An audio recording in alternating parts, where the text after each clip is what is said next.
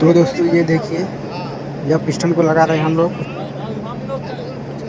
और दोस्तों इसको वेल्डिंग में हम लोग इंजन ऑयल को डाल रहे हैं।